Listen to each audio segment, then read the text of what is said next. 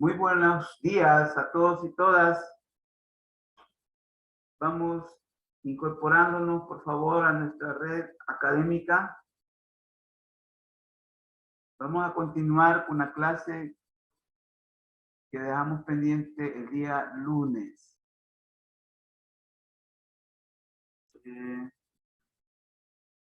Vamos a ver qué nos permite compartir ya la clase. Veamos.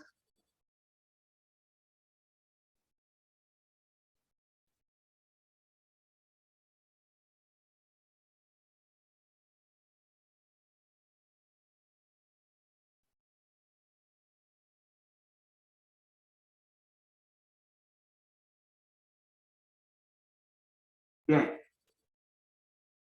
¿Pueden ver la diapositiva? Sí. ¿Se ve, verdad? Bueno. Y el lunes nos quedamos con este punto, después de venir reflexionando lo que significa la nueva normalidad o la normalidad renovada a la que como humanidad debemos de aspirar, pero también como sociedad salvadoreña. Y este punto aquí que estamos, este tema o subtema que estamos aquí planteando en esta diapo, es una necesidad urgente de una nueva ciudadanía en tiempos de pandemia o en tiempos pandémicos, en el entendido que la pandemia COVID-19 ya está adquiriendo una situación endémica. Al igual que otras enfermedades que también surgieron como epidemias o como pandemias, más que todo como epidemias, como le ocurrió al dengue. Así que nosotros debemos de ir ya considerando que es una enfermedad que ha venido a quedarse entre nosotros. Por lo tanto, vamos a tener que usar ya el término tiempos pandémicos o tiempos de pandemia. Tiempos de pandemia. Bien. Esta nueva ciudadanía implica una ciudadanía global. Esta ciudadanía global obedece a que hoy en día el mundo, la humanidad, no se escapa a ninguno de los procesos, a ninguno de los procesos que implica el fenómeno de la globalización, de la economía, de la cultura, de la salud, de la política y por lo tanto de la educación. Entonces, de ahí se desprende, ¿va? De ahí se desprende esta categoría que estamos nosotros ahorita planteando, que es una ciudadanía global. Una ciudadanía global. La pandemia COVID-19 es la primera gran crisis de un mundo globalizado. O sea que la pandemia COVID-19, a diferencia de otras pandemias que han habido, esto lo decimos porque resulta que hace 100 años hubo una pandemia también, y fue la de la gripe española. Fue una pandemia, fue en 1918, y fue hace 100 años y fue una pandemia, pero no se dio en este contexto que estamos viviendo ahora, en un contexto de globalización, en un contexto globalizado. Por eso es que decimos que es la primera gran crisis de un mundo globalizado. Y es deber de todos y todas responder con responsabilidad para atajarla cuanto antes. Pero la situación de pandemia también es una oportunidad. Aquí nosotros también estamos rescatando ese criterio, esa idea, que de una situación adversa, que de una situación de zozobra, el accionar humano lo puede convertir en una verdadera oportunidad. Una oportunidad para avanzar en la construcción de un sentimiento de pertenencia compartido, de empatía global, una oportunidad de impulsar la conciencia de que somos un todo interconectado. Somos corresponsables y, como bien sabemos, no nos resulta ajeno lo que ocurra a otras personas en otras partes del planeta. Aquí nosotros estamos desarrollando la idea, el criterio de que, como hablamos ya de una ciudadanía global, no podemos ser indiferentes con otros procesos que se están desarrollando en otras partes del mundo. Y que para el caso, ocurre que los problemas que aquejan al mundo no solo son la pandemia COVID-19. En realidad hay otros problemas también que están aquejando al mundo actual. Y uno de ellos, por ejemplo, es la inflación. La inflación galopante que se está viviendo a nivel mundial y que a nivel específico, como sería la sociedad salvadoreña, también estamos experimentando. También está la guerra con potencialidades o posibilidades de convertirse en una guerra nuclear, como es la guerra en Ucrania. Nosotros no podemos ser indiferentes también a esa guerra. Y otros problemas de otra índole.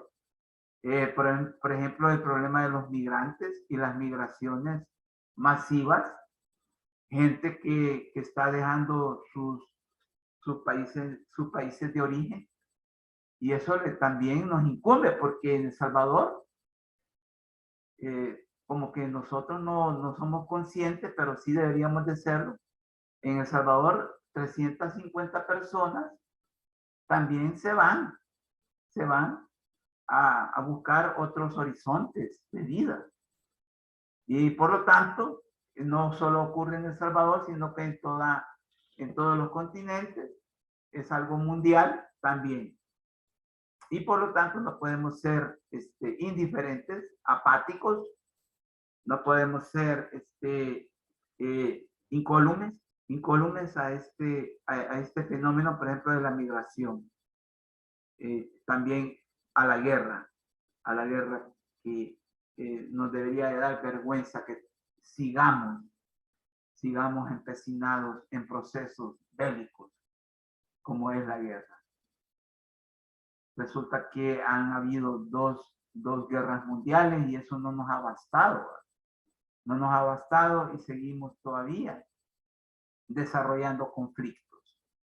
Eso en verdad es un verdadero despropósito. Es una vergüenza para todos y todas nosotros y que debería de sonrojarnos. Esto es con respecto a que como ciudadanos globales no podemos ser indiferentes a las adversidades que ocurren en otras partes del mundo. El otro criterio que se maneja aquí, que esa conexión nos lleva al cuidado de lo propio, pero no solo de lo propio, sino que también de lo ajeno. Lo ajeno toma importancia cuando a nosotros nos preocupa lo propio, porque somos seres relacionales. No podemos dejar de relacionarnos, aún en tiempos en donde la tecnología y la información y la comunicación han avanzado, han avanzado. Resulta que ahorita nosotros nos estamos comunicando, nos estamos relacionando también a través de las plataformas virtuales, pero nos estamos relacionando en un sentido en el cual tenemos mutuos intereses, mutuos, si usted quiere, también no solo intereses, sino que también necesidades, y que por lo tanto mis propias necesidades deben de también estar relacionadas con las necesidades ajenas, porque si de algo podemos estar nosotros seguros, nosotros que somos seres humanos, es que muchas veces, al relacionarnos con los demás, podemos satisfacer también nuestras propias necesidades, que sería con lo ajeno. Podemos y debemos cuidarnos y podemos y debemos cuidar a las demás personas. Se trata de poner la vida en el centro para enfrentar nacional y mundialmente al COVID-19, al cambio climático, pero también a la guerra, para poder concluir en un lema, en un lema incluyente, en un lema fraterno, como es que otro mundo es posible y no este mundo. Inmediatamente, de una ciudadanía global, nos pasamos digamos, a puntualizar las características que debe de asumir esta ciudadanía. En primer lugar, esta ciudadanía global, de la que hemos estado hablando hace unos segundos, debe ser una ciudadanía responsable, que tenga como valor supremo, este valor manifiesto como es la responsabilidad. Pero ¿en qué consiste esta ciudadanía responsable? La responsabilidad es una capacidad, una potencia propia de la persona humana, que poco a poco ha de ir desarrollándose mediante el ejercicio cotidiano hasta convertirla en un hábito virtuoso durante toda la vida. Ocurre que la responsabilidad no es una virtud, no es una capacidad que se desarrolla de la noche a la mañana. La responsabilidad se cultiva, la responsabilidad se internaliza, la responsabilidad como un valor supremo humano se enseña practicándola, se enseña transformando a la persona, que es todo lo contrario, en un responsable, en una persona con responsabilidad. Por eso es que hablamos de que lo mejor que nos puede suceder es hacer de la responsabilidad un hábito virtuoso que nos dure toda la vida. Y este es un momento propicio para poder fomentarlo, para poder cultivar. Pero inmediatamente preguntémonos, ¿qué ocurre con la responsabilidad si no la desarrollamos? Indudablemente nos convertimos en incapaces de asumir roles protagónicos y transformadores de esa normalidad a la que queremos llegar, a esa normalidad renovada. ¿Y qué ocurre si no asumimos nuestra responsabilidad y más bien andamos culpando a los demás de lo que pasa? Definitivamente nos convertiremos en personas o ciudadanos irresponsables. De nuevo, la responsabilidad pues se configura aquí como aquella capacidad que nos va a permitir asumir nuestra responsabilidad de algo que ha sucedido, de algo que hemos cometido, de consecuencias que indudablemente, y no cabe duda, que ha salpicado la vida de otras personas. Por lo tanto, la responsabilidad nos permite resolver cualquier desavenencia, cualquier proceso en el cual necesitemos reparar, por ejemplo, daños. Pero también ocurre que cuando cuando la responsabilidad no es uno de los valores que rigen nuestra vida, ocurre que andamos culpando a los demás de lo que nos sucede a nosotros y de lo que sucede también a nivel social o a nivel colectivo. Lo que termina siendo o concluye configurándose como una verdadera irresponsabilidad. ¿Qué exigencias plantea la responsabilidad? A nuestro juicio, dos criterios fundamentales. Uno es deliberar antes de ejercer la libertad. Ocurre pues que la libertad también es un bien humano, es un bien público, y que en términos genéricos es aquella capacidad de poder autorrealizarnos sin menoscabar, sin violar, sin afectar la libertad de otros o de los demás. Entonces nosotros, antes de estar dispuestos a ejercer nuestra libertad, debemos de deliberar. ¿Qué quiere decir esto? Debemos de discernir si nos conviene o no conviene el ejercicio de la libertad. No nos va a convenir si vamos a afectar a otros, pero sí nos va a convenir si nuestra libertad y su ejercicio no va a afectar a los demás. Entonces, el valor responsabilidad nos exige, pues, que tengamos este ejercicio moral, este ejercicio mental, este ejercicio ético, porque también aquí está la ética de cuanto a ejercer la libertad implica. Y la otra dimensión es responder por las consecuencias de esos actos libres que implica el ejercicio de la libertad. Si la práctica de la libertad en mi persona salpica o afecta las condiciones de vida de los demás, debe de haber una responsabilidad si han habido afectaciones, si han habido daños. Esto es muy importante que lo tomemos en cuenta. Como vemos, la responsabilidad tiene dos dimensiones inseparables. Una es la práctica de la libertad, ¿sí?, en una forma adecuada, en una forma apropiada, pero también responder a las consecuencias de esa práctica de la libertad. Entonces, ahí estaríamos como combinando esas dos dimensiones. Aunque con frecuencia en la vida cotidiana olvidamos esto, pero esto sucede precisamente cuando nosotros no estamos conscientes o no estamos en el ánimo de contribuir a esta nueva normalidad de la que hablamos.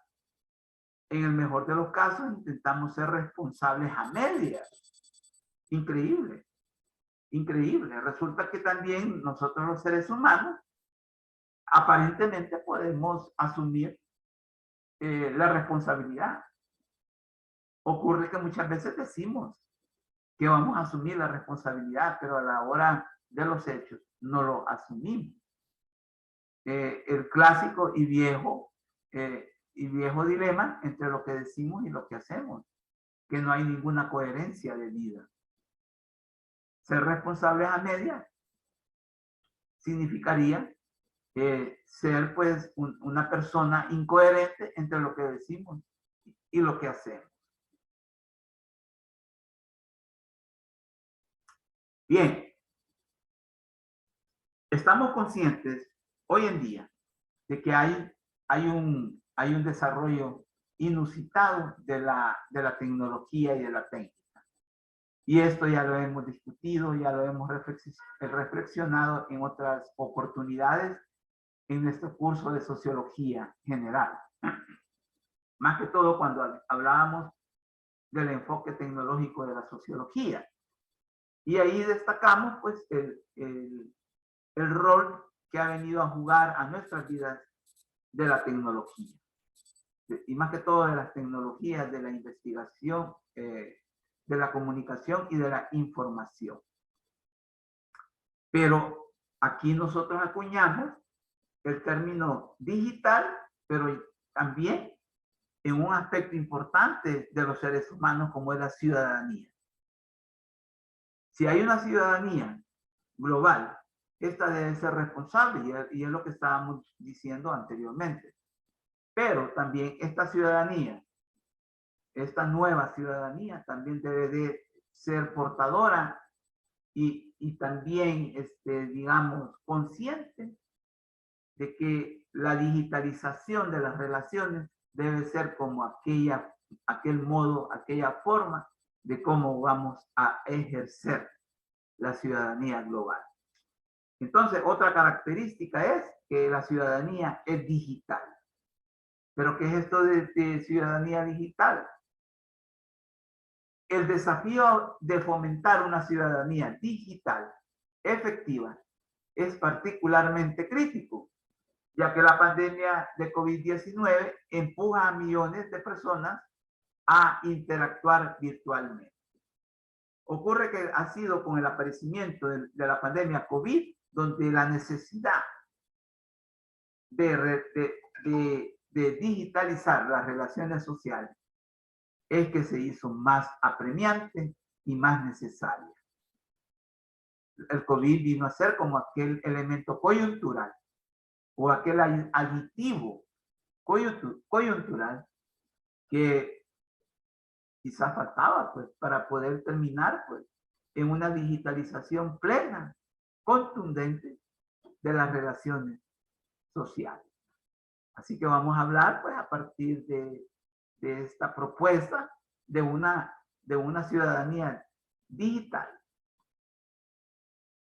en el sentido de que va a utilizar como mecanismos de comunicación a las tecnologías de la información y de la comunicación.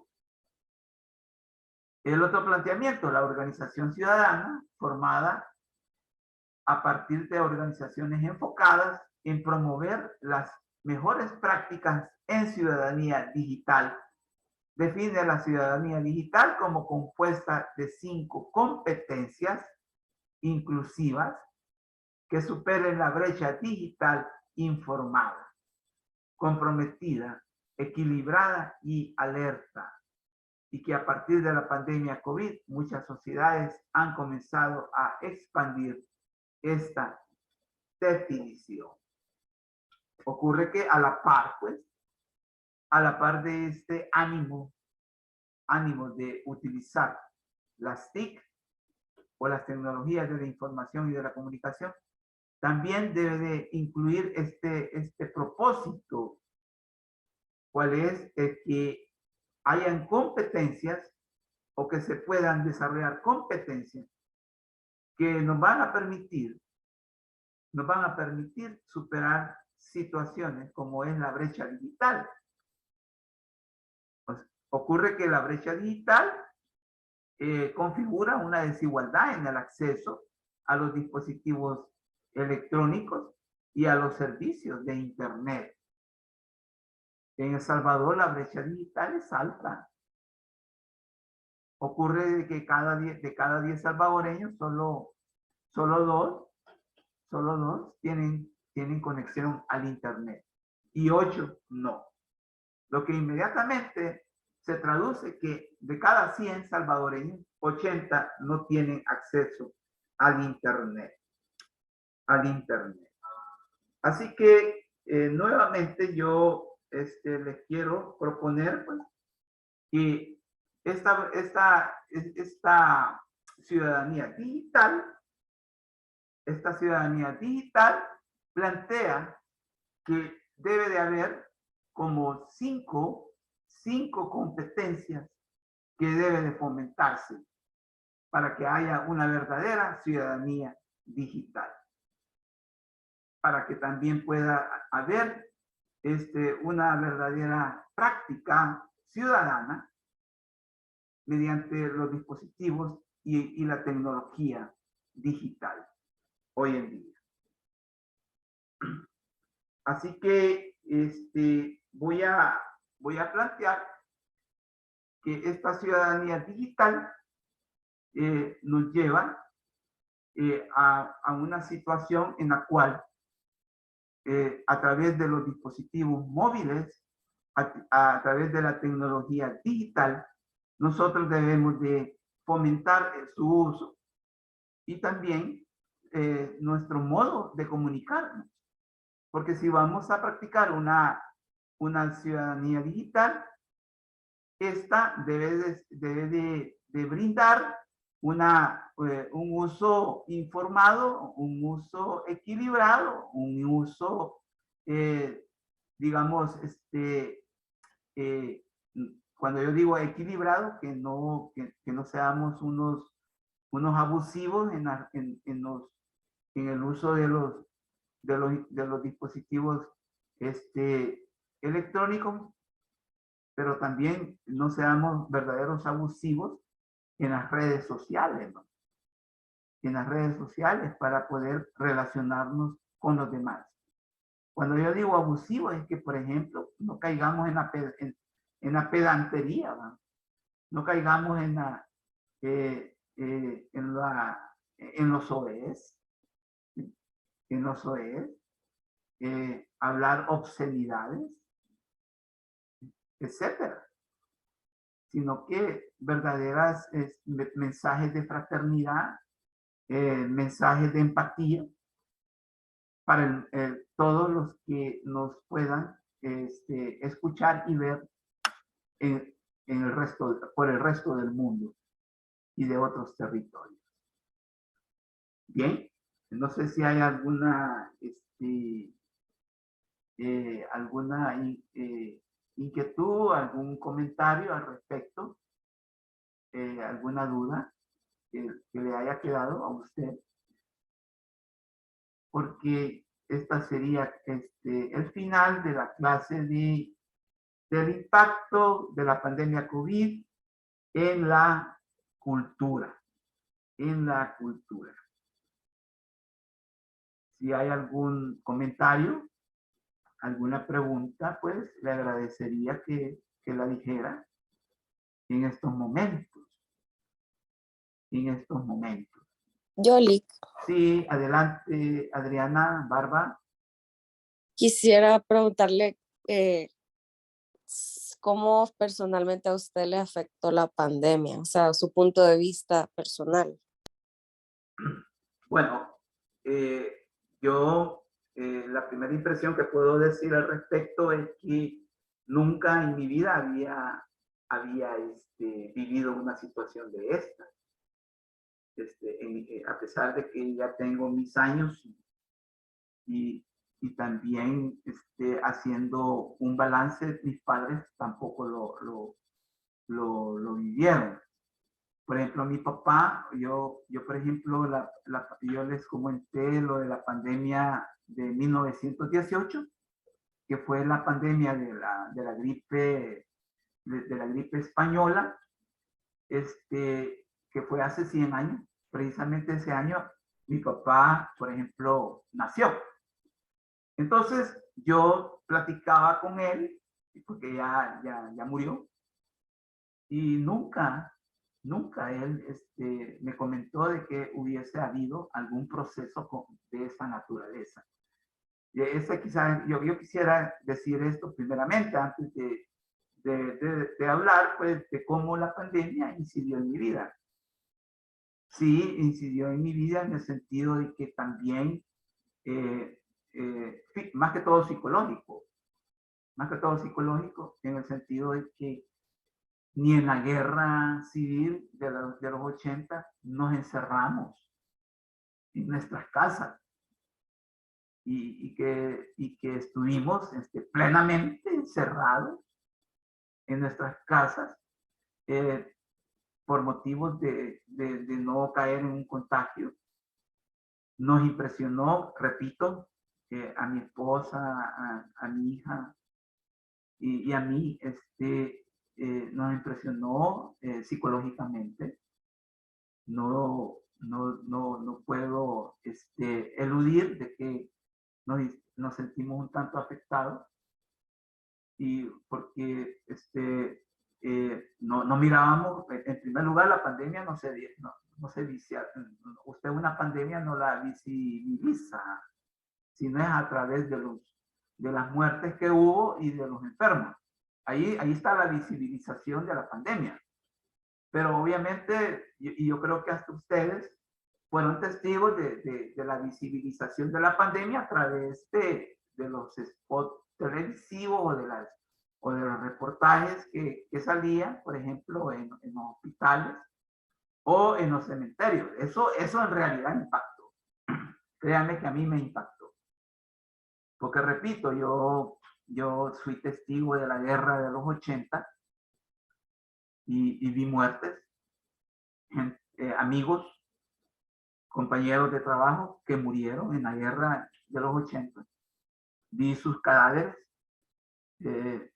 los fuimos a enterrar, pero las muertes de las que fui testigo a través, por ejemplo, de los reportajes o incluso aquí en la colonia, hubo muertos, hubo vecinos que murieron, amigos también que murieron, pero estas muertes me impactaron más que las muertes que yo pude presenciar en la guerra de los 80.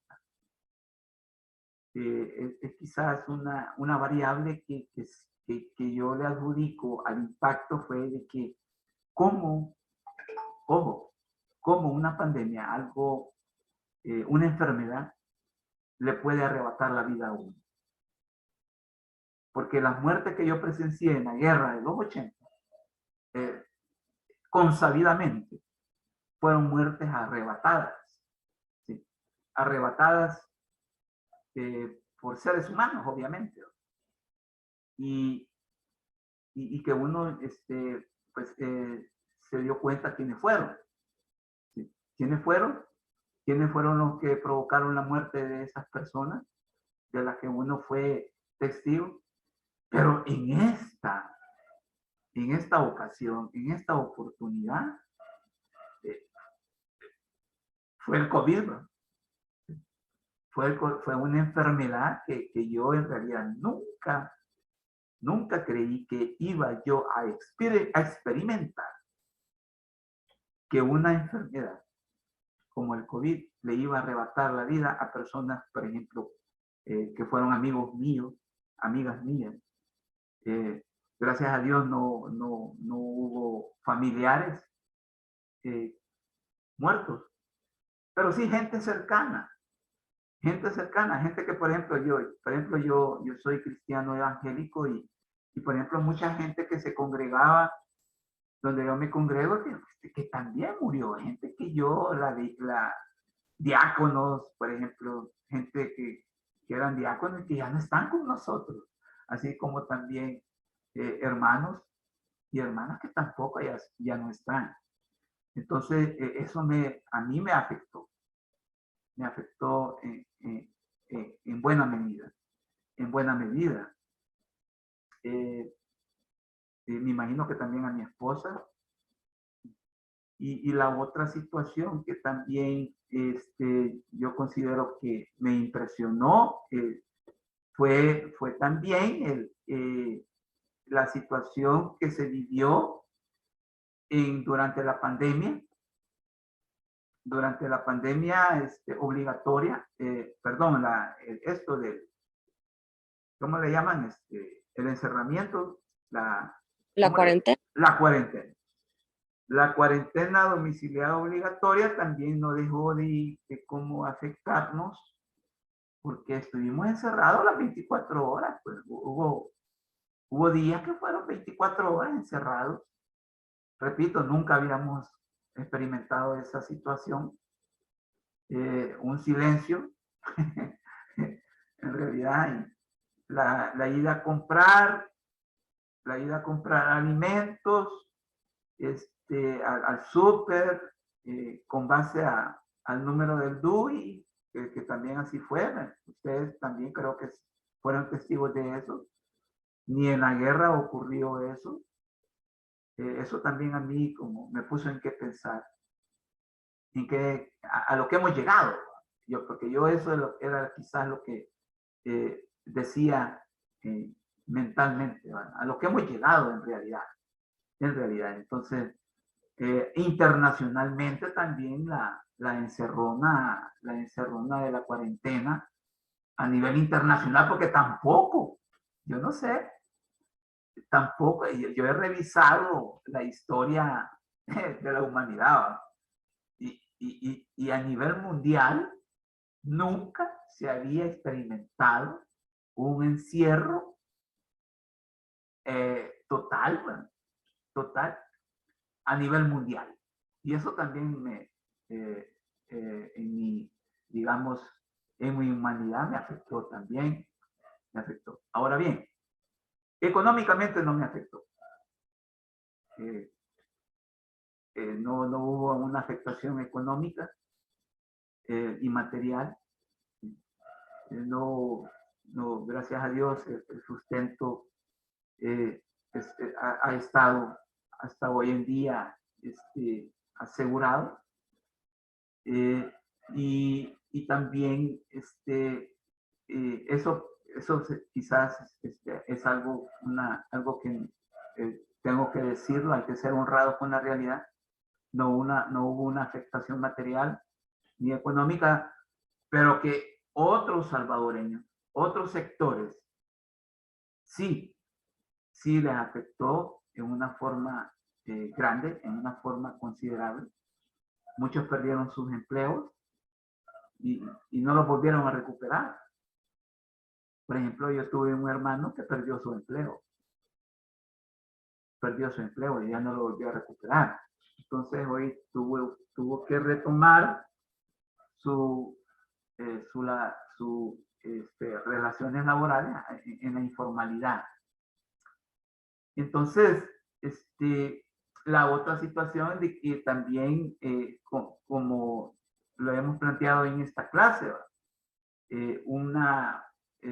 como dicen, un repensar la vida, porque también si nosotros nos hemos dado cuenta de las realidades a las que le ha dado lugar el COVID, hoy consideramos aquí con mi familia que hemos tenido que repensar la vida. Hoy tomamos más a fondo, más conciencia de las medidas biosociosanitarias.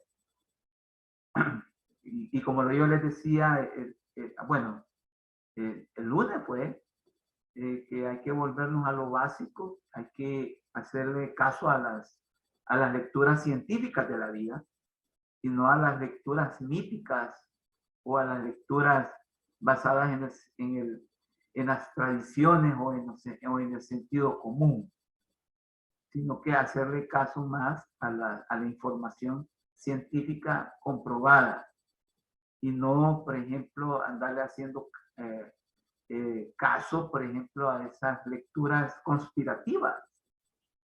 Y si ustedes ven, por ejemplo, yo en clase, el origen del COVID que nosotros destacamos en clase y en el curso de sociología, es que fue provocada por el hombre en un abuso en la relación con la naturaleza. En este caso, el haber hecho ingesta de animales que pudieron transmitir el virus.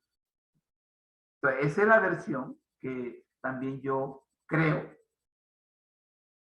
y es la que yo también razono.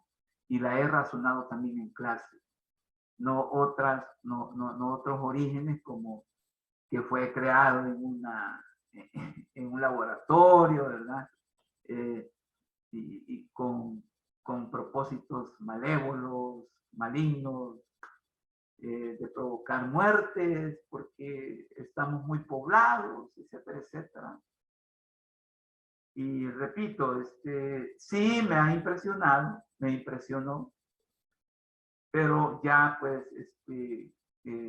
gracias a la capacidad que también uno que tiene de resiliencia, porque hoy este término, esta palabrita está muy de moda y con razón, ¿verdad? Hay que ser resiliente, que en medio de adversidad, de cualquier índole, sea material, espiritual o subjetiva, el ser humano, a pesar de todo, tiene esa capacidad de salir adelante, y poder construir o configurar nuevas situaciones. A mí me llama la atención de que tenemos una gran responsabilidad como es la de fomentar la solidaridad, la fraternidad, la empatía. Y ese es un verdadero desafío, porque no estamos experimentándolo. Eso no es una realidad consumada. Y más ahora aquí en El Salvador, por lo que estamos viviendo. Y ustedes como ciudadanos y ciudadanas, ya lo saben. La realidad que estamos viviendo. Y que debemos de poner nuestras barbas en remojo también a nivel colectivo y a nivel individual. Pues esto quizás es mi lectura que yo te podría, o yo les podría compartir con respecto a la incidencia del COVID en mi vida y en mi vida familiar también, ¿no? Porque si de algo vamos a tener que ir recalcando de hoy en adelante, que no soy solo yo, sino que también los demás también. No sé, esto quizás a nivel genérico, lo que podría compartir como lectura de la realidad del COVID-19. No sé si hay alguna otra consulta, pregunta. ¿No la hay? Si alguien quiere también dar un testimonio de cómo le afectó en su vida el COVID, estaríamos prestos a escucharlos también, ya que la compañera pues trajo pues a colación pues la pregunta, que es válida, es legítima, es válida, es legítima.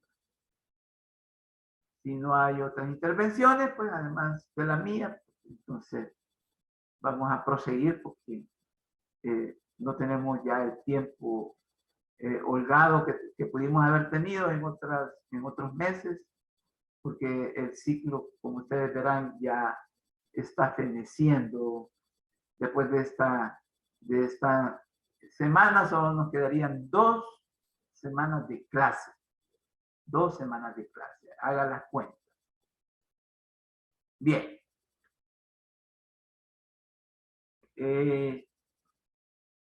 Resulta que vamos a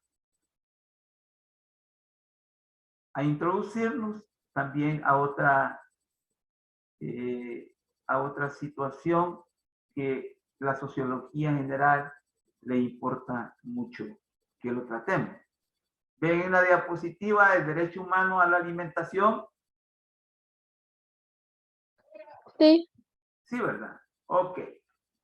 Este es el tema que comenzaríamos este día. Y este es el tema problema que empezaríamos ya a desarrollar, siempre con la pandemia COVID-19. El derecho humano a la alimentación como presupuesto histórico social y un elemento necesario para el combate de la desigualdad que configura en tiempos de pandemia COVID-19. ¿Cuál desigualdad? La alimentación. Nosotros en días pasados estuvimos hablando que la alimentación en El Salvador es también otra de las desigualdades que integran al pliego o el número de desigualdades que se experimentan. O sea, la alimentación es una desigualdad también en El Salvador. No todos comen como debieran. en El Salvador. Y cuando nosotros decimos no todos comen como debieran, por ejemplo, no todos comen los mismos nutrientes, las mismas calorías que otros, o las calorías o los nutrientes adecuados para una salud. No todos comen saludable. Ese es otro criterio también. Y algo que también podríamos también manejar, lo que muchos comen cuando hay. Esto es terrible. Y también pues la alimentación en El Salvador no es un derecho humano garantizado. En primer lugar, en El Salvador hay una crisis alimentaria. Yo le manifesté, por ejemplo, que ahí en el occidente salvadoreño, en el occidente de nuestro país, hay comunidades que tienen problemas para alimentarse. No están en hambruna, pero están a pocos pasos de entrar en una hambruna, más ahora con esto que pasó, con las lluvias que sucedieron. La tormenta Julia afectó la agricultura destinada a producir alimentos. Esto ha venido a agravar la situación. Así que este es el tema que vamos a tener que desarrollar a partir de este día. Y podemos decir a manera de introducción las siguientes preguntas, a manera de introducción. Planteamientos fundantes para abordar la problemática. Una introducción que puntualiza aspectos importantes que debemos de tratar en la clase. Rebeca Abrego, ¿me podrías leer esta diapositiva, por favor, Rebeca? Sí, buenos días, con gusto. Buenos días. La pandemia por COVID-19 ha develado las fortalezas y debilidades del sistema agroalimentario salvadoreño, entre autoabastecimiento y dependencia, así como la vulnerabilidad frente a las crisis como reflejo del Relegamiento. relegamiento desde el Estado. Muchas gracias. Bien. Resulta que este tema lo vamos a desarrollar también siempre en clave de impacto. En clave de impacto de la pandemia COVID en el problema de la alimentación. Porque evidentemente también la pandemia COVID, al igual que en la salud, al igual que en la educación, al igual que en la economía, ha impactado. Como dijo la compañera, la pandemia por COVID-19 ha develado, o sea que ha venido a quitar del velo a realidades o a situaciones que antes estaban encubiertas, que antes estaban invisibilizadas. Más que todo con respecto al sistema agroalimentario salvadoreño. A mí me llama la atención, o nos debe de llamar la atención, como estas dos variables que leyó la compañera, como son el autoabastecimiento y dependencia. Así como la vulnerabilidad frente a la crisis como reflejo del relegamiento del Estado. O sea que lo mejor que le puede ocurrir a un sistema agroalimentario es que sea capaz de autoabastecerse. Eso es lo mejor que le puede ocurrir a un sistema agroalimentario. Pero ocurre, y como ya lo han dicho las personas que trabajan en la agricultura y que producen alimentos, ellos manifiestan de que el sistema agroalimentario salvadoreño es capaz de producir los alimentos necesarios y suficientes para toda la sociedad. Eso lo dicen ellos, como verdaderos protagonistas y garantes de los alimentos que produce el agro salvadoreño. Ahora bien, ¿por qué este autoabastecimiento no ha sido como una fortaleza que se ha robustecido o que ha sido fomentado? Sino que todo lo contrario, que se le ha puesto obstáculos, se le ha negado recursos a los que producen en el agro los alimentos. Por lo tanto, en vez de fomentar este autoabastecimiento, lamentablemente hay una dependencia del mercado centroamericano de los alimentos.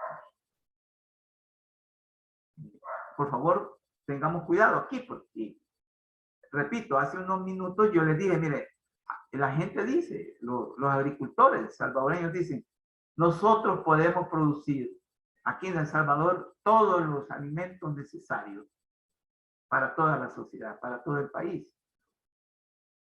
Lo que ocurre es que no nos dan las posibilidades, no nos dan la oportunidad de poder ser verdaderos autoabastecedores de los alimentos que se consumen en el país. Arroz, frijoles, maíz. Ellos mismos dicen, nosotros tenemos la capacidad de producir, pero somos obstaculizados, somos abandonados y nos ponen trabas para producir. ¿Y quién pone todas esas condiciones al persa? El Ministerio de Agricultura, es decir, el Estado salvadoreño. ¿Por qué? Porque hay toda una tendencia a que haya una dependencia de alimentos para poder comprarlos en el exterior.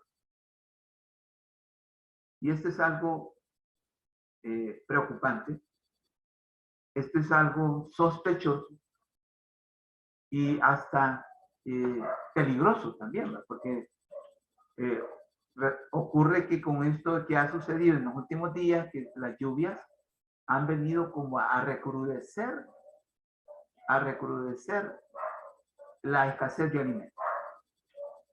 Es cuestión de tiempo, se habla de meses, para que nosotros empecemos a resentir. Bueno, ya subieron los frijoles. Los frijoles que se compraban en el mercado a dólar, hoy valen 1.35 la libra. O sea que ya se está resintiendo eso. Todo por no haber, en un momento preciso, fortalecido el autoabastecimiento. Y para poder suplir o para poder resolver la escasez de alimentos, se ha tenido que acudir a la compra de alimentos en el exterior, más que todo a los países de Centroamérica. Hablo de Guatemala, de Honduras y de Nicaragua. Lo que ha fomentado ha sido la dependencia.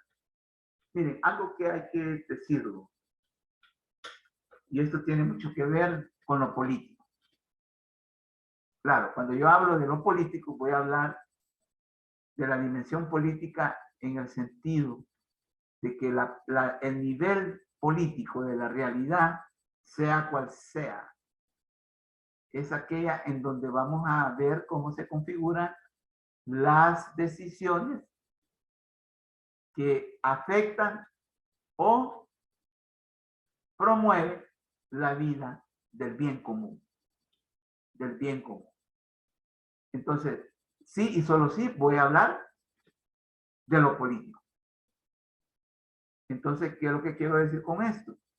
Que a nivel político no se quiere tomar una decisión de fomentar la producción nacional de alimentos, sino que se quiere fomentar una dependencia exterior de alimentos. ¿Por qué? Lo que ocurre que el gobierno de turno obedece a los lineamientos y a los intereses del sector o de los sectores comerciales de importación de alimentos.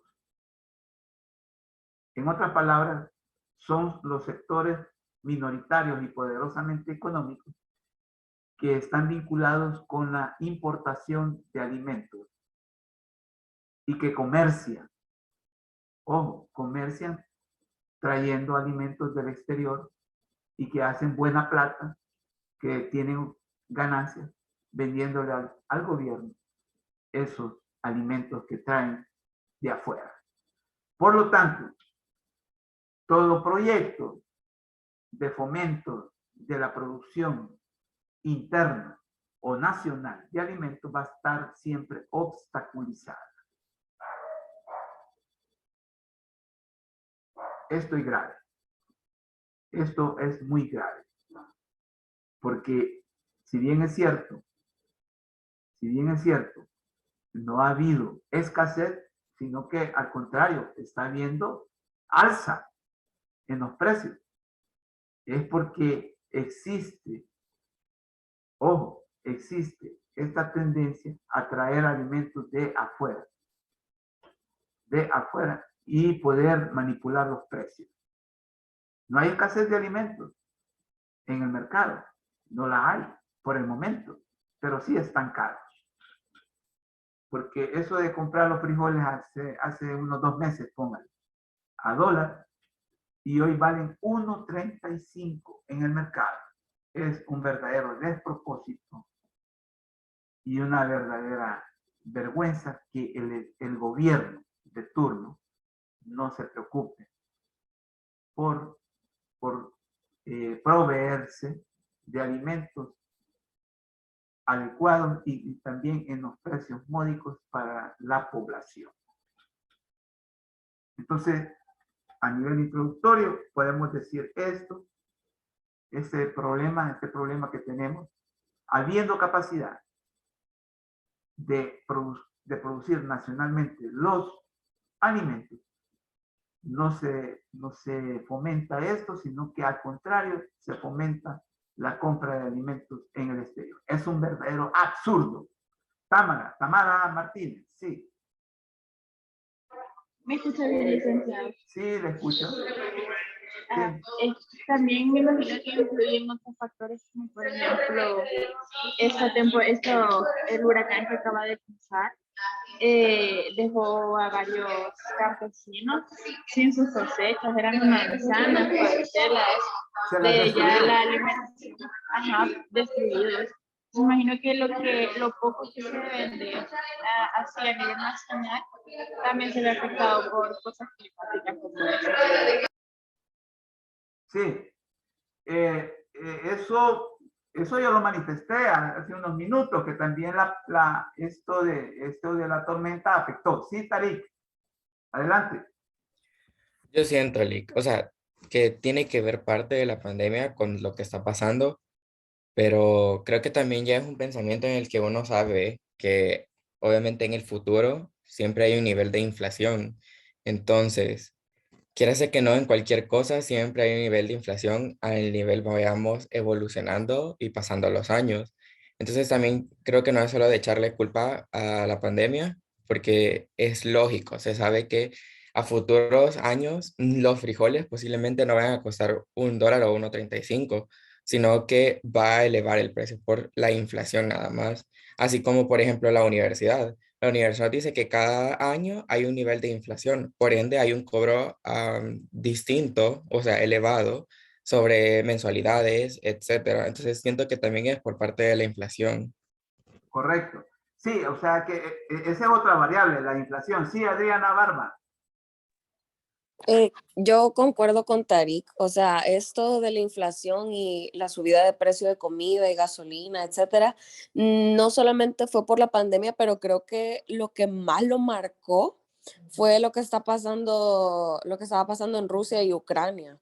Entonces, esos dos factores, porque pues sí, Rusia es un país tan grande, eso causó realmente la inflación que tenemos ahorita, que sentimos que todo está carísimo, porque sí, yo la he sentido, pero más que todo desde que pasó eso. Así que, ajá, la pandemia pudo haber hecho un poquito de eso, contribuido a eso, pero no fue tanto, pero ahora sí por lo de la guerra de allá, sí siento que ha sido peor. Sí, y el fenómeno también que tuvimos hace una semana, ¿verdad? Que tuvimos hace una semana. Ahora bien, yo estoy de acuerdo cuando dicen de que no hay que echarle la culpa a la pandemia, porque la pandemia, o sea, el peor momento de la pandemia parece que ya pasó. Ya un proceso como el que se vivió, por ejemplo, en el 2020, todo el 2020 prácticamente. Bueno, primero Dios ya no se va a volver a experimentar.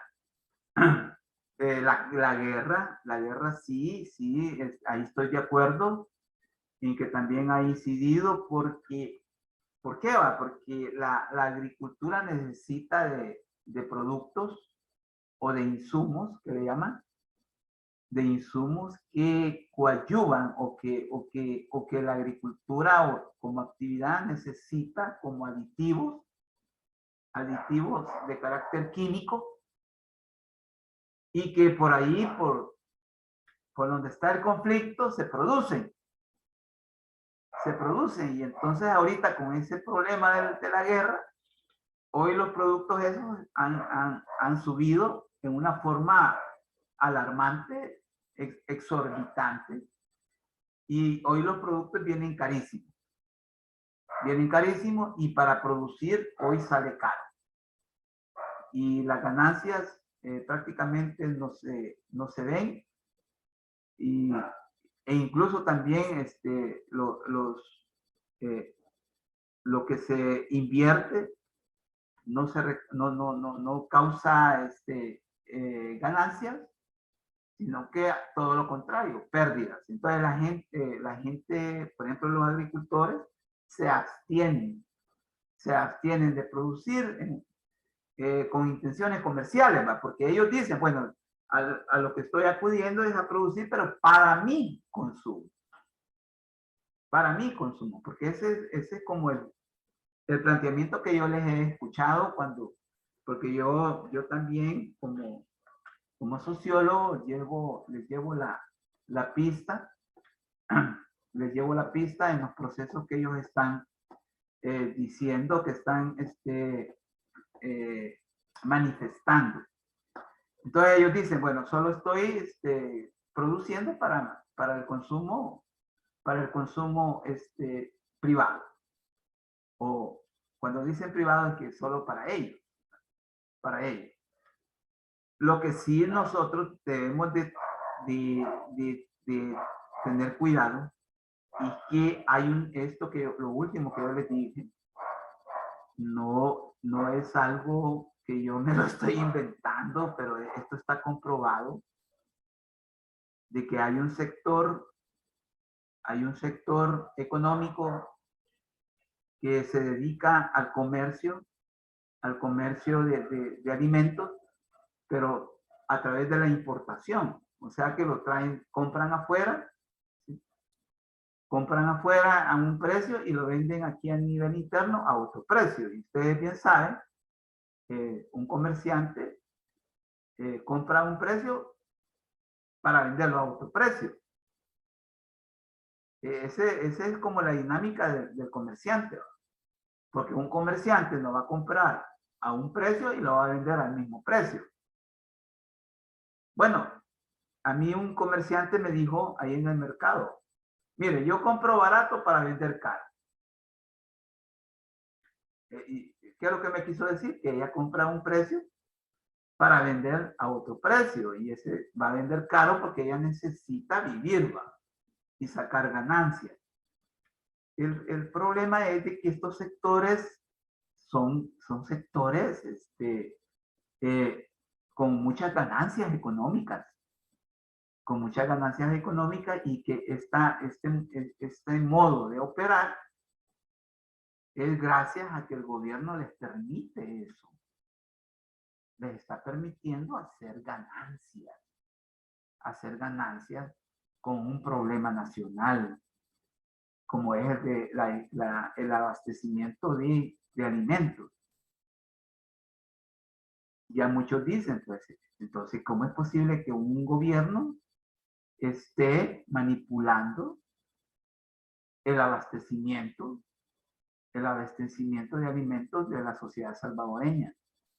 ¿Y qué va a pasar dentro de poco si caemos en una escasez generalizada y profunda de alimentos? Acordémonos que el Estado salvadoreño, a través del gobierno de turno, tiene que resolver el problema del abastecimiento de alimentos para la alimentación de una sociedad. Y eso en la Constitución política está contemplado. Entonces, ¿qué es lo que quiero decir con esto? Que el gobierno estaría violando lo que decimos al principio de la clase, el derecho humano a la alimentación. Sí, como lo oye. Ojo con esto. Hay otro punto que quisiera que me lo leyeran ustedes. Tarik, ¿me podrías leer este planteamiento? Por favor. Tarik Crespín. Dígame, Lick. ¿Me podría leer esta diapositiva, por favor? Dice, a la luz de los desafíos de crecientes necesidades de alimento en un clima de reconfiguración, es urgente transformar los sistemas de producción hacia la soberanía alimentaria y sustentabilidad para garantizar su continuidad. Muchas gracias. Bien.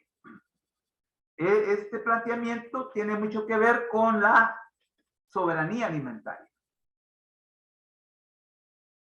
Ocurre que en El Salvador se habla de seguridad alimentaria, ¿no? Y se habla sin mayor problema. Y es cierto, hay seguridad alimentaria, pero ¿a qué precio? Ya ustedes lo manifestaron. Estamos comprando caro los granos básicos para alimentarnos. Estamos ocupando más dinero. Hay seguridad alimentaria porque usted va ahorita al mercado, usted va ahorita a los supers y va a encontrar que los stands llenos de alimentos. El problema es que la capacidad adquisitiva se vuelve incapaz porque compras menos. Y si compras igual a como comprabas hace que mes y medio, 2 meses, tenés que gastar más dinero que no tiene la gente, al menos la gente común, el salvadoreño común. Acordémonos que el salvadoreño común en El Salvador tiene problemas de empleo y esto sociológicamente está evidenciado de que el salvadoreño común en el mejor de los casos trabaja con el sector informal y ahí los salarios son bajos, son de hambre. Entonces no tiene dinero para comprar los alimentos que compraba hace mes y medio o 2 meses. Porque a pesar de que hay disponibilidad de alimentos, repito, hay seguridad alimentaria, pero no hay dinero. Entonces, por eso es que aquí no hablamos de seguridad alimentaria. ¿De qué hablamos? Hablamos de soberanía alimentaria, que no es lo mismo. Y ustedes como futuros nutricionistas, y que, por ejemplo, yo los admiro a ustedes porque la disciplina científica que ustedes, en la cual ustedes se están formando, habla del fomento de la producción de alimentos saludables que contribuyan a la nutrición de las sociedades o de las personas, y que la ingesta también de calorías, y que no son alimentos cualquiera que vamos a encontrar, ya sea en los mercados o en los supers, y que solo, a nuestro modo de ver, desde la sociología, solo la soberanía alimentaria podría garantizar eso que ustedes tienen como premisa científica en la ciencia que ustedes están, en la cual se están formando ustedes. Ocurre que la soberanía alimentaria es la que permite discernir cuál es la gama de alimentos que a una sociedad le conviene para que no tenga una salud precaria, y cuáles alimentos no le convienen.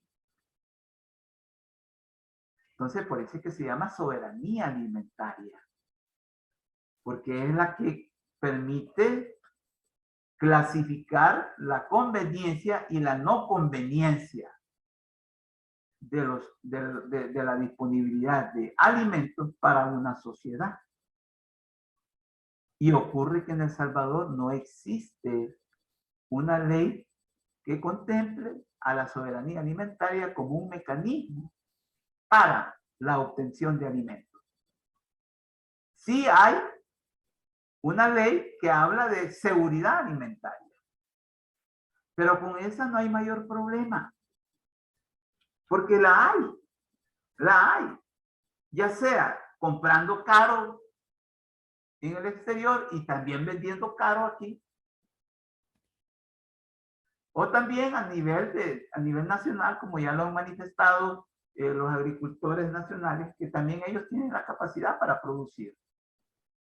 Y ahí se resuelve el problema de la seguridad alimentaria.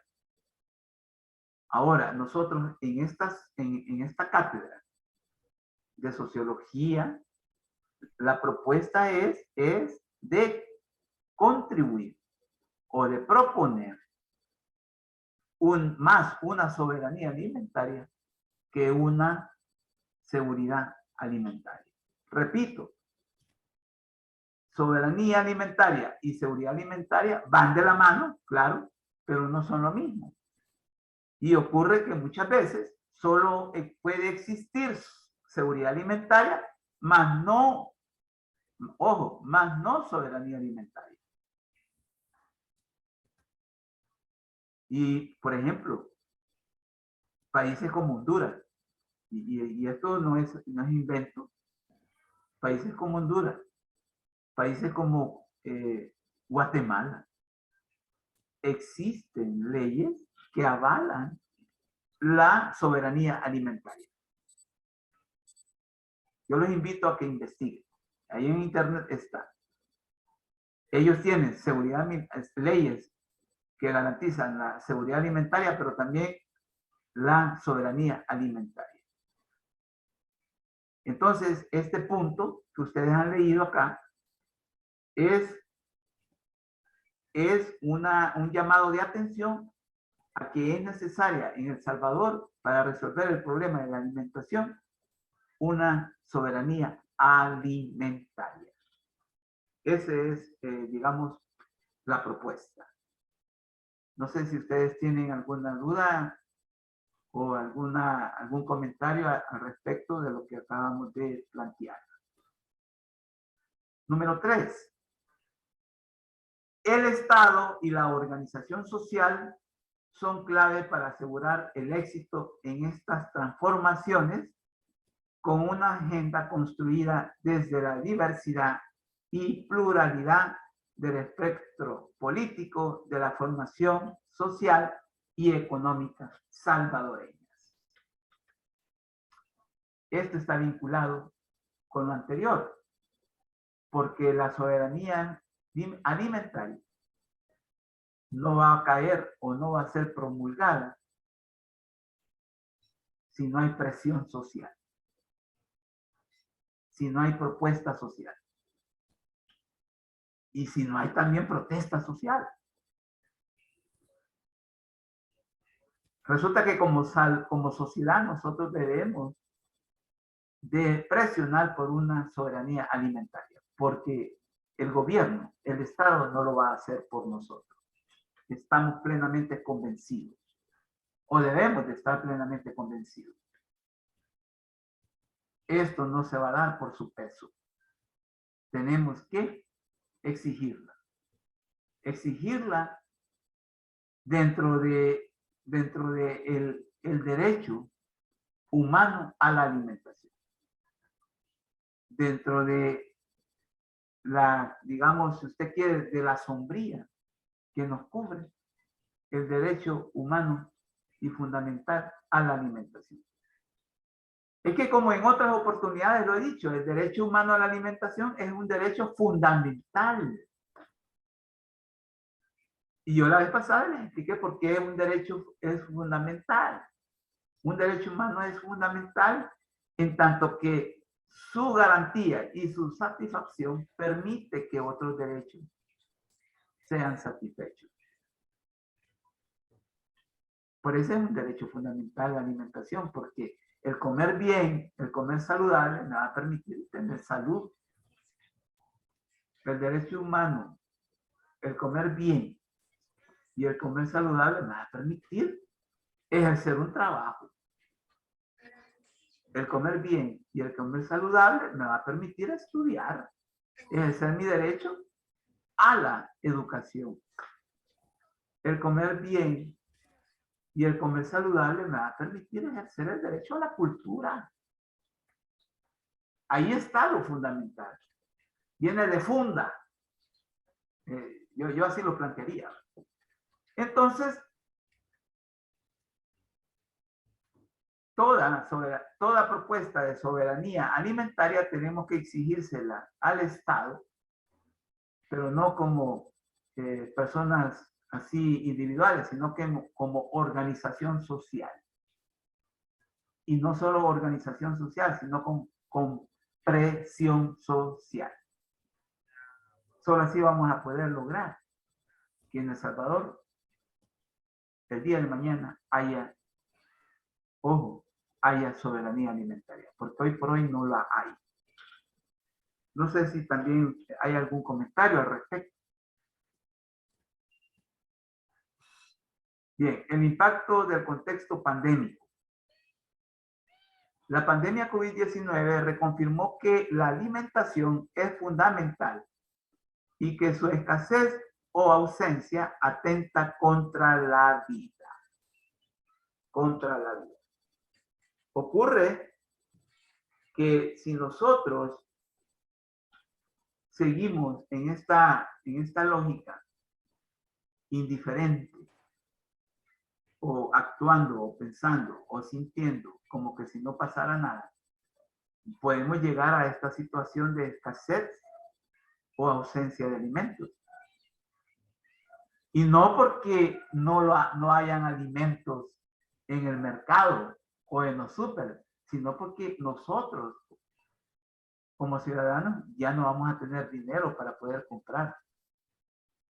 Ojo. Ojo. Y entonces por eso se va a configurar una escasez de alimentos. En el sentido que la gente ya no va a poder comprar. Miren, la semana pasada me di cuenta de un análisis que se hizo de que hoy con esto de la inflación que está habiendo y el alza de los precios de los productos de la canasta básica, en El Salvador la gente o las familias salvadoreñas están acudiendo al consumo, más al consumo de carbohidratos que al consumo de carne, ya sea carne roja o carne blanca. La gente se está volcando a consumir más carbohidratos. Y ustedes bien saben los carbohidratos cuáles son. Los macarrones, por ejemplo. Hay mucha gente que está comiendo más macarrones, tallarines. Si comían, por ejemplo, carne, hoy ya no están comiendo carne, ni de pollo, ni de res, y están comiendo macarrones. O sea, está habiendo una ingesta mayor de carbohidratos o pastas.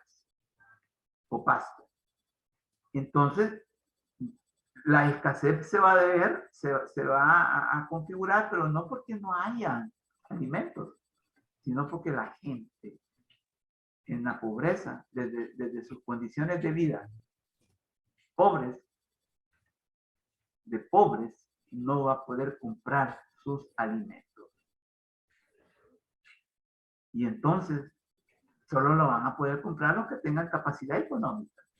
Para ellos no va a haber escasez, pero sí para la inmensa mayoría de salvadoreños y de salvadoreñas que no tienen empleo y que si trabajan lo hacen a través de la informalidad, y los que viven del salario mínimo, que ya también no satisfacen la obtención de la canasta básica. Por eso es que se habla de escasez.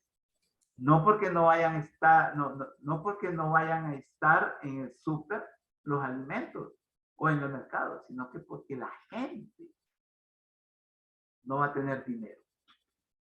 Esto es grave. Esto es grave, terrible. Planteamientos fundantes. Ciertamente, las crisis revelan tanto condiciones estructurales de inequidades y desigualdades como oportunidades y urgencias para la transformación, y es el planteamiento que se desarrolla posteriormente. La urgencia de avanzar hacia la soberanía alimentaria desde la organización popular para el fortalecimiento del sistema agroalimentario con prácticas sustentables que incrementen la resiliencia del sector, principalmente en el subsistema productivo. Esto hay que entenderlo con mucho detenimiento. Ya se está visualizando que sin soberanía alimentaria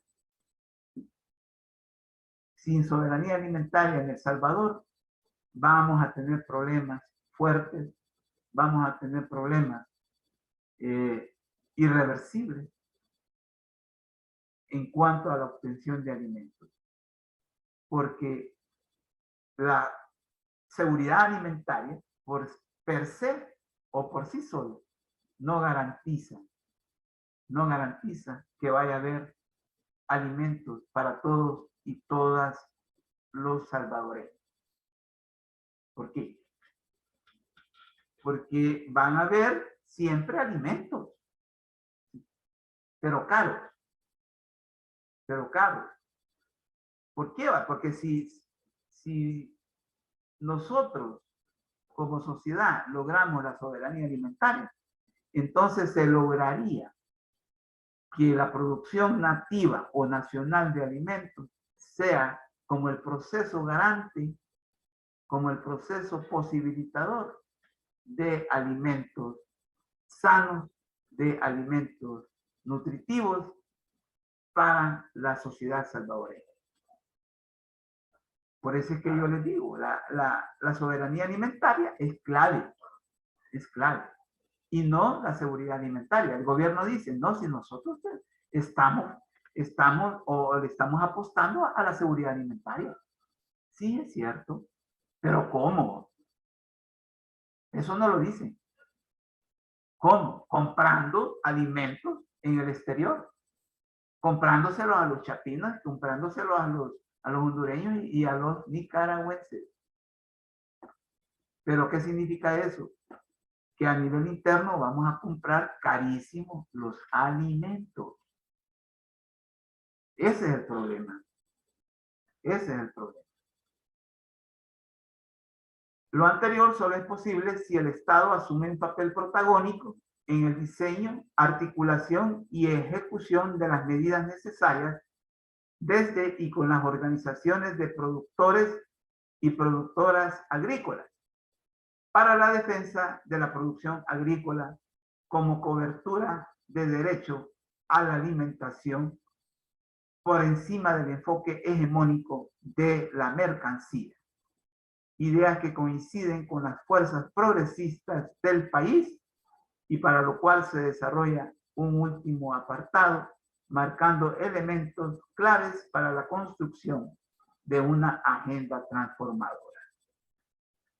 Este planteamiento va dirigido precisamente a la necesidad de que haya diálogo entre el Estado y los productores de alimentos del país. Pero un diálogo real, ¿va? Un diálogo fructífero, no un diálogo donde quiera el Estado o quiera el gobierno ir a imponer su proyecto neoliberal de comprar alimentos más en el exterior, de comprar alimentos caros para venderlos también más caros a nivel interno. Porque ese es el planteamiento o el proyecto del gobierno. Sino que cómo a nivel del diálogo o a través del diálogo el Estado junto con los productores nacionales llegar a consensos mínimos. Y un consenso mínimo es la soberanía alimentaria. Una ley de soberanía alimentaria que sí va a garantizar realmente la seguridad alimentaria. Porque la seguridad alimentaria que hay en el momento actual es una seguridad alimentaria, pero para los que tienen dinero o capacidad económica. Pero ocurre que en El Salvador existe el problema de la pobreza absoluta y relativa. Tenemos una población que ronda más del 40% en pobreza, ojo, en pobreza relativa. Y en un 40% es un porcentaje importante, que hay que tomar en cuenta en cualquier análisis. El sistema agroalimentario de El Salvador y la relación necesaria con la crisis sociosanitaria COVID-19 de cara a una situación pandémica permanente. De nuevo, destacamos que el COVID-19, aunque ya le hayamos bajado el nivel de importancia, se va a convertir un día de estos en una endemia. O sea, en una enfermedad que se va a quedar entre nosotros. El impacto de la pandemia COVID-19 ha sido generalizado. Mientras los gobiernos se debaten entre diferentes estrategias para atenuar sus peores consecuencias, la población enfrenta día a día diversas realidades que le confrontan y desnudan la prevalencia de graves condiciones de desigualdad e inequidad que afecta principalmente a los grupos en condición de vulnerabilidad y pobreza. Toda esta situación con los alimentos, esta crisis alimentaria, porque crisis alimentaria sí hay dificultad para alimentarse. No hay hambruna, pero sí hay dificultad para alimentarse. ¿Y cuáles son los grupos vulnerables que están sufriendo esta crisis alimentaria? Las mujeres, los ancianos, los niños, las comunidades LGBTI y los desempleados. Entonces, que son la mayoría de la población salvadoreña. Entre la diversidad de efectos a nivel nacional, es necesario analizar particularmente la realidad del sistema agroalimentario del país y su reacción frente a la pandemia. Los canales de afectación a la economía y sistemas agroalimentarios se identifican por el lado de la demanda, con el gasto en alimentos y elasticidad en los ingresos, y también por el lado de la oferta, sobre las ventas al por mayor y menor almacenamiento y distribución, procesamiento, estructura productiva interna. Bueno, estos son las dinámicas económicas, pero también agroalimentarias, en las cuales se mueve el problema. Ocurre que estamos hablando de diversidad de efectos a nivel nacional. Y eso se configura, ojo, se configura primeramente en la economía del país, que está obteniendo alimentos, pero a precios altos. De ahí que la ciudadanía no va a poder comprar los alimentos necesarios y suficientes para poder alimentarse. Va a poder comprar lo mínimo que le permita su poder adquisitivo. Por el otro lado está el sistema agroalimentario, en donde también está en una verdadera situación complicada, porque no pueden producir para la producción nacional de alimentos, porque no obtienen las ganancias que ellos esperan como agricultores. Entonces ellos se abstienen de producir y solo producen para su consumo, para el consumo familiar.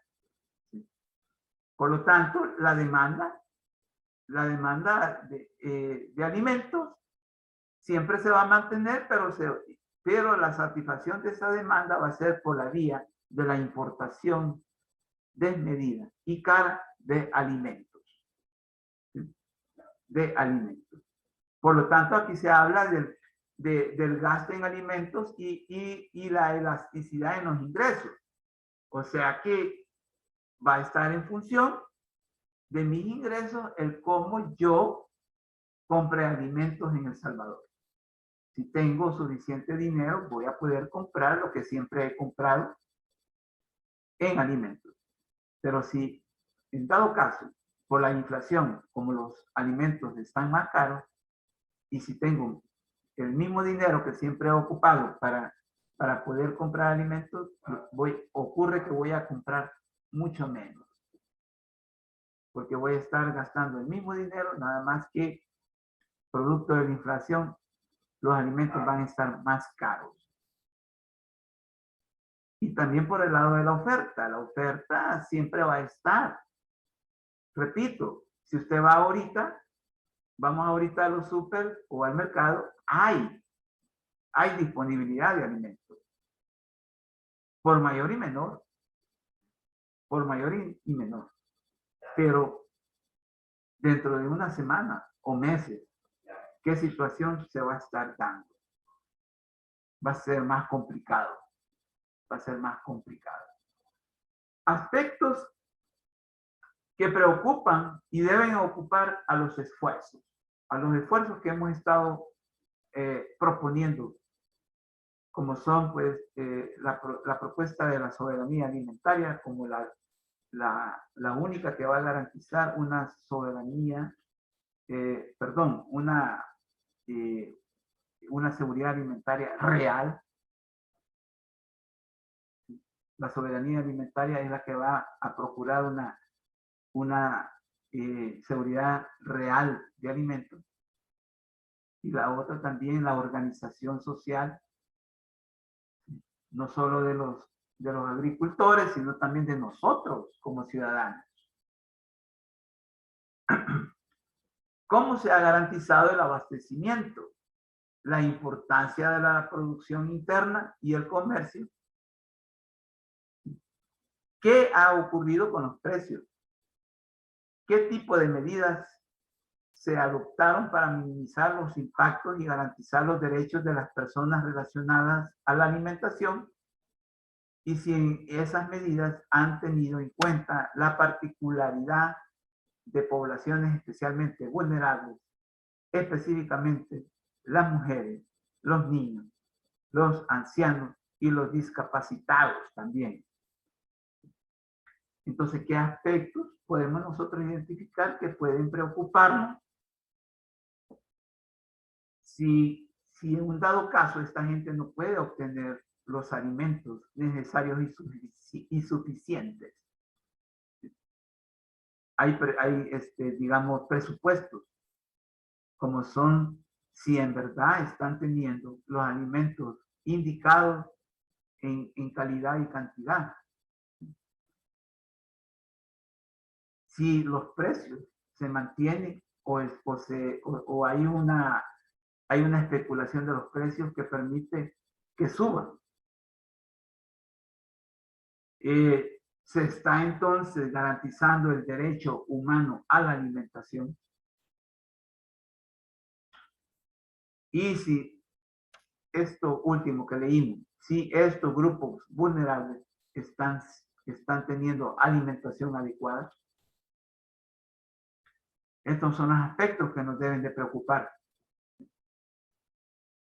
Claro, muchas veces uno escucha problemáticas y en esa problemática escucha conceptos, escucha definiciones y muchas veces no quedan claras. Por lo tanto, aquí en esta clase nosotros vamos a proponer una conceptualización y un marco de análisis de la problemática.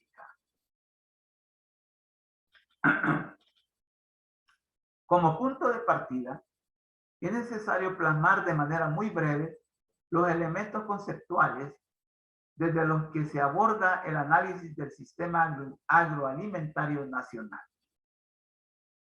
En primer lugar, la necesidad de dimensionar la alimentación como un sistema conformado por diferentes subsistemas relacionados, que hacen sentido solo en relación con el resto y dan espacio a comprender esta dinámica en su complejidad. Esto quiere decir de que nosotros debemos de tener claro que la alimentación en un país, en una sociedad, constituye, en el mejor de los casos, todo un sistema y subsistema también de agroalimentación. Entendido que la producción de alimentos es una producción agrícola, es una producción que viene de la naturaleza, es decir, de la tierra, y que por lo tanto constituye todo un entramado de procesos relacionados entre sí. Esto es lo que queremos decir aquí. ¿Sí? Debemos de dimensionar la alimentación como un sistema conformado por diferentes subsistemas relacionados. Por ejemplo, la fuerza de trabajo que ocupa el agricultor al trabajar la tierra, ¿sí? Las semillas que prepara, que no son cualquier semilla, los fertilizantes o los productos, los aditivos que utiliza para producir, la preparación de la tierra también. Ocurre que nuestros agricultores preparan la tierra también. No sé, en una forma insensata se van a poner a cultivar. Ellos preparan tierra. Ellos vinculan incluso el tiempo, el clima, con respecto a la adecuación o a la conveniencia o no de sembrar. Entonces, es todo una complejidad, es un entramado de procesos. Y que tiene, pues, tiene sentido porque es la producción de alimentos para una sociedad. Y no para cualquier persona, pues. O para, por ejemplo, ocurre que hay producción de alimentos para animales que provienen de la tierra. Ocurre que estos alimentos son para los seres humanos. Para los seres humanos. En segundo lugar, dar espacio a la definición breve de los conceptos de seguridad y soberanía alimentaria para ubicar a las personas en el espacio adecuado de análisis. Tenemos que definir qué es en verdad seguridad alimentaria y soberanía alimentaria. Bueno, hemos llegado a las 11:40. Nos vamos a quedar aquí, pues, en la clase y en este punto también del tema. Sí, Adriana Barba. Sí, licenciado. Mire, le quería mencionar, como veo que bien pocos se están metiendo últimamente a la clase. Pues sí, nosotros somos bien leales a usted. No quiere regalar un punto por estar aquí en clase con usted. Digo, Yo pues, segundo la moción. o sea, porque a nosotros sí nos importa la clase y pues sí queremos aprender de usted. Entonces, o sea, somos bien pocos ahora y pues sí, mala onda, pero por los demás, ¿verdad? Pero, ajá, nosotros que nos gusta la clase. Bueno, agradezco esa expresión. En realidad, mira, a mí me llamó la atención ahorita, algo que usted dijo. Mala onda por ello. Porque ocurre que esta asignatura va a hacer todos los procesos que conlleva la asignatura, independientemente que quieran ellos o no recibir su clase. ¿A qué me estoy refiriendo a esto? De que van a hacer los exámenes, van a tener que entregar todas las actividades evaluadas que se han dejado. Y entonces, pues, allí va a ser responsabilidad de ellos. Por ejemplo, el próximo parcial, pues, va a venir de todo esto que estamos viendo, que estamos nosotros analizando. No, pero yo digo como una lección para los demás, porque, o sea, somos 50 estudiantes, ¿verdad? Y solo estamos 8, entonces... No, sí, 8. Ajá. Bueno, entonces, Adriana Barba, ¿Sí? apóyame en algo. Uh-huh. Inmediatamente ahorita, que vamos a concluir la clase, sacame la nómina de esos 8 que ustedes están conectados ahorita. ¿Puedes? Ok, sí, ahorita. Sí, ahorita. ¿Podrías hacerlo? Sí, licenciado. Y entonces me lo envías vía correo electrónico o WhatsApp también. ¿De acuerdo? Ok, licenciado, ya lo anoté. Bueno, entonces vamos a llegar hasta aquí y nos vemos en la próxima semana. Muchas gracias, Lick. Bueno, feliz día. Buenas tardes. Gracias, Adiós, Lick. igual. Gracias. Saludos. Gracias, Liga. Adiós. Gracias, Bueno, Lick. nos vemos.